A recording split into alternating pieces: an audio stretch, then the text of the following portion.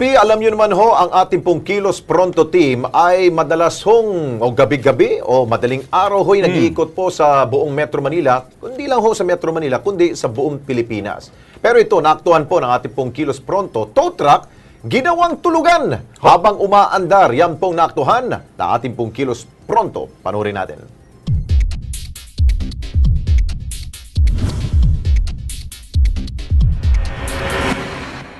Ika-4 ng Marso, taong kasalukuyan, pasado alas 10 ng umaga, ang eksenang naaktuhan ng Kilos Pronto talaga namang nakakabahala.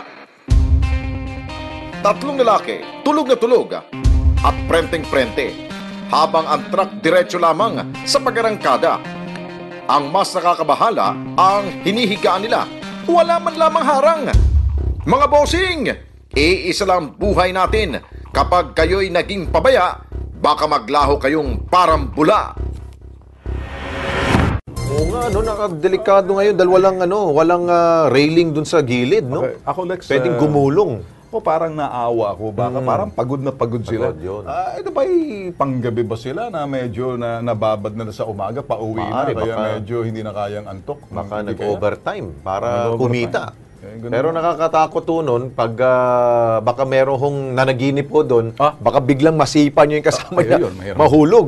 Hoy, pag-ingatan ho niyo, MMDA, pakiusap po. Pagsabihan ho ninyo yung mga tauhan ho ng ating pong mga tow truck. Okay. Tayo naman, Lex, nag-aalala lang ho kami sa inyo. Hindi naman ho namin kayo sinasaltik at napitikan ho namin. Ito ay para sa inyo na rin.